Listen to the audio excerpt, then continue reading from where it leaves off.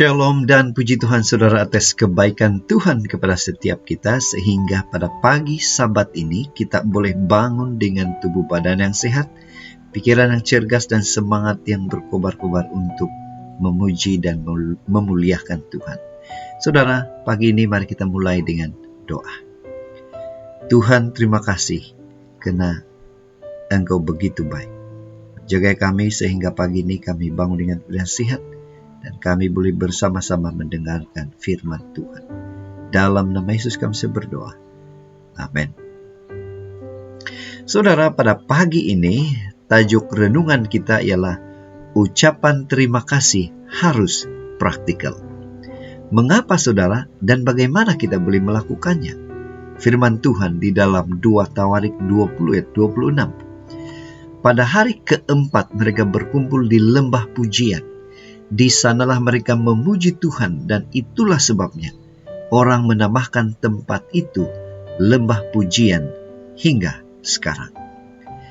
Bacaan kita saya ambil di dalam 2 Tawarik 20 ayat 1 sehingga 37, berkaitan dengan ayat inti kita pagi ini. Dan ini merupakan kisah kemenangan bangsa Israel ke atas bangsa Moab dan Amon. Mari kita mendengarkan sebuah ilustrasi.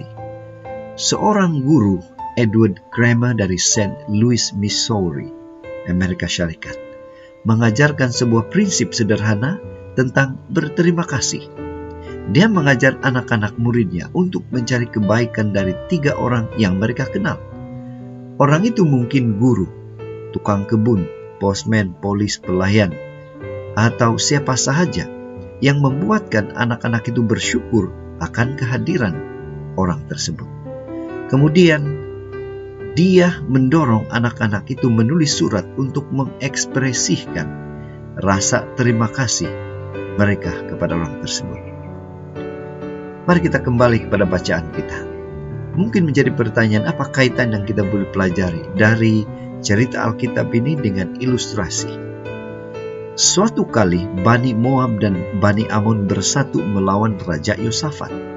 Karena ketakutan pada ketika itu, Raja Yosafat lalu mengambil keputusan mencari Tuhan dan berdoa. Lalu Yahazi seorang Lewi tiba-tiba dipenuhi roh Allah dan berseru agar umat Tuhan jangan takut. Mereka harus turun ke lembah menghadap musuh, sebab Tuhanlah yang akan memberikan kemenangan. Kemudian orang Lewi dari Bani Kehat dan Bani Korah bangkit berdiri untuk menyanyikan puji-pujian bagi Tuhan. Keesokan harinya, Tuhan membuat Bani Moab dan Bani Amon ini saling bunuh-membunuh. Setelah itu, Raja Yosafat dan orang-orang yang mendapat kemenangan besar dan memperoleh banyak benda berharga. Mereka pun berkumpul di lembah pujian dan memuji Tuhan yang sudah melakukan perkara yang luar biasa, yang ajaib kepada bangsa Israel. Nah saudara, peristiwa ini begitu penting sehingga tempat tersebut dinamai lembah pujian hingga sekarang. Tanda terima kasih itu diungkapkan dengan pujian dan nyata dan jelas. Saudara, apa pengajaran atau aplikasi yang kita boleh pelajari daripada firman Tuhan ini? Apakah kita pribadi yang senang memuji akan kebaikan orang lain? Bagaimana dengan kebaikan Tuhan?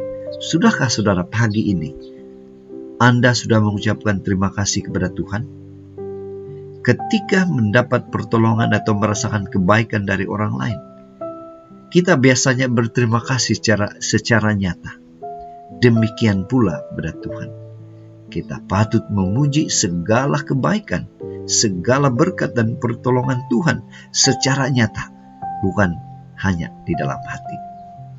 Itu makanya saudara, pada pagi ini, mari kita ingatkan diri kita bahwa ucapan terima kasih kita kepada seseorang itu harus praktikal, bukan tersimpan di dalam hati.